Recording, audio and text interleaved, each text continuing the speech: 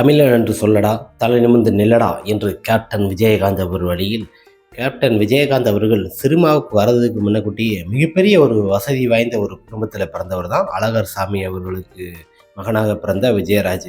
இவரை பொறுத்த வரைக்கும் மதுரையில் மிக பிரமாதமாக ரைஸ் மில்லு, அங்கே நிறைய விவசாயங்கள் அப்படின்னு பார்த்தீங்கன்னா நல்லா வசதியான வீட்டுக்குள்ளே தான். அந்த 9 பேர் கொண்ட குடும்பத்தில் இவர் வசதியாக இருந்தாலும் பள்ளிக்கூடத்துக்கு 10ஆம் வகுப்புக்கு மேலே ரொம்ப போல அடாவடித்தனங்கள் இந்த மாதிரி நிறைய விஷயங்கள்லாம் பண்ணுவார்.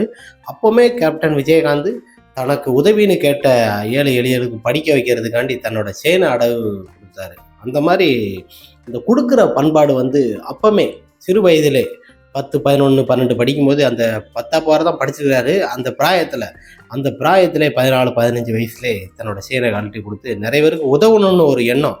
அந்த எண்ணம் என்னன்னா தன்னோட ரத்தத்திலையும் வரணும், தனக்கு அந்த ஒரு மனப்பக்குவங்கள் வேணும்.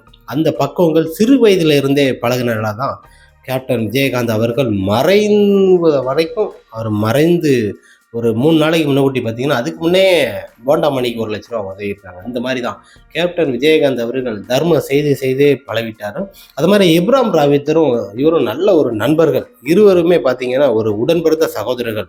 அவர் முஸ்லீமாக இருந்தாலும் இந்துவாக இருந்தாலும் 2 பேரும் அந்த வழக்கத்திற்கு ஏற்றார்களோட தன்னோட பண்பாடுக்கு ஏற்றார்களோட மாறிக்கிடுவாங்க.